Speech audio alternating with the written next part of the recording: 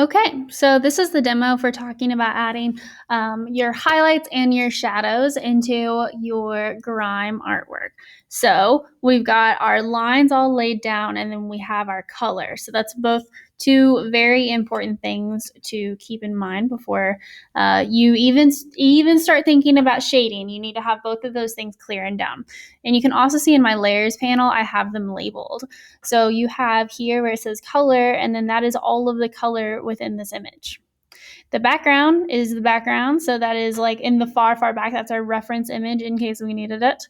And then we have our line layers here too. Okay, so our line layer is completely separate from all of the color. So it should be its own layer. Again, just to check, you can always hit the eyeball to see like what's where. Within the next thing though is we're going to make two separate layers, one for shadows and one for highlights. I'm going to show you what that looks like real quick.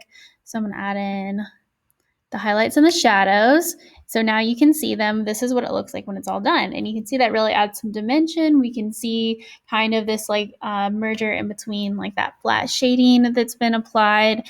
And it really helps bring the piece to life. So how do you do that? Well, it's all about placement and understanding how to pick colors. So, whenever you are trying to pick a color, first we are going to, let me get rid of those real quick. First, we are going to choose the color, and you would go simply to the dropper tool. So the dropper tool is going to be located on this left-hand panel of the screen. You can see it even, and we'll give you a little how to use it if you want to, but basically it's just you click and then you go over whatever area you want. So like this is the color that I want, and then it will appear in your paintbrush. And then if I'm wanting to go for like a shadow here, and I open this up, it's kind of daunting to just like figure out like where you need to click on that panel, that color picker. So what I've done is kind of showed you this little, or I've made this little thing to help explain. Whenever you have a color, let's say my color is like right here and like it's just like a true blue, you're going to want to go like up just a hair and over just a hair. For any kind of like highlights, up just a hair, over just a hair. And then same thing for shadows. You do want to be careful not to get too dark too fast, too overly saturated, because sometimes that can be hard to differentiate. And same thing over here. But this curve is the same curve. So we could actually pick that curve up and move it to like another section of the another section and follow the same rules. So for example, when we were looking at the green that I chose, it's definitely not a very saturated green. So it's going to be somewhere in this realm. So if I were to put that like right in there, so let's say it's like right here. Okay, then what I would do for that green is I would go up a little bit and over so that it is a little bit less saturated and it's also a little bit lighter. And then you do the opposite for shadows. So you would go down a little bit and over, so it's going to be a little bit more saturated and a little bit darker. And that's how you pick things out. So let's practice this rule. Going to click on the color that I want with my color dropper. And then I'm going to appear here, imagining that curve in my head. So I'm trying to go up a little bit and over a little bit. So we want it to be noticeable. You can see here where it says new and current, like how noticeable it is. I think it needs to be a little bit more. So that's definitely noticeable, and that'll be a good highlight color. And so then we would hit OK. Make sure you're on a new layer. So I have to click this button to make a new layer, and then I'm going to rename it. So I'm going to name this one Demo Highlight.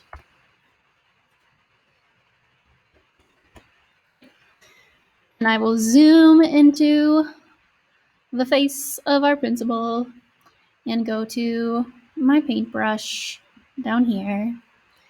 Now, before I start using my paintbrush, I just want to make sure it's the right size, because like right now this is pretty big. Highlights and shadows are always going to appear under the line layer. Same thing as like with the color, so we don't disturb our lines. But let's say I wanted to do highlights. This feels a little bit on the larger side for some of these things, so I might go through and change it as I want to. Highlights, naturally, if the light is coming from a certain direction, that is where the highlights will be affected. So let's see, zooming out real quick. Highlights are probably going to be like, I'm assuming they're coming like kind of from like up and at us, because most of the fluorescent lights are like from above us and then like at us. So we'll do the same thing on to these highlights. We'll go through, and on the top parts of these lines, we're going to add some of these highlights just to kind of accentuate some of the marks that we made. Now you see how that's kind of on the chunkier side. That might be a little bit thicker than you want. So maybe we want to go back to a little bit smaller. Yeah, that's good. And just pull those through. Some people like to keep with just this flat round brush. Other people like to kind of experiment with tapering their highlights and shadows. So if that's a thing that you're interested in, then you just please let me know, and then I will show you how to do that. But it's not essential, so we don't need to worry about it necessarily.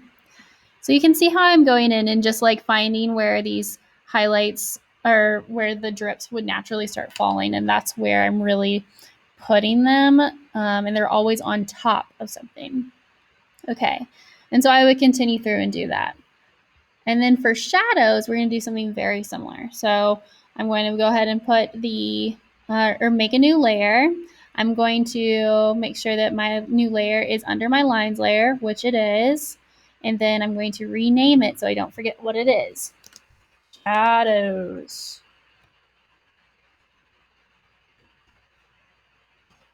This is a demo. Okay. Now I'm going to have to use the dropper tool again. So I don't like to trust my ability to be able to correctly match with my eyes where my color originally started with. And I think it's important that you do the same. Sometimes people get highlights and shadows that don't really match. They kind of clash because they're not in that same arc that we talked about. So start from scratch, find that color again. And then we're going to imagine that arc. So remember, it kind of goes, that's way too far down, but what we could do is just go kind of about to like right there. That's definitely a noticeable difference. So we'll stick with that for our shadows. Now, shadows are created by the absence of light, as you guys know from some of your other projects. Now, absence of light, there has to be something in the way that is causing that area to not get as much light as some of the other areas. For example, when you look at my face right now, you can see that like the top of my nose has lots of light, but under it right here, you're getting a shadow because my nose is in the way of the light. Same thing happens with the drips. So now that we're on a new layer, shadows, the drips are 3D. They're coming out. They're getting in the way of the light. So we have to add shadows where we would imagine that happening. And you can make them as intense as you feel needed. So I went a second pass to make that even thicker there because I felt like that's probably a pretty big one. And then you go through and you do that for all of the other areas as well. Another thing that you'll notice is I don't go all the way under like right here, because sometimes it's so like it's sticking out so much that you might not even see the shadow that's underneath. So like, for example, I wouldn't do that on this one either, but what I might do is just kind of make it longer on one side and not on the other to imply that that is a bigger shape than I might have thought before. When you're all done, let's look back at the finished version of this.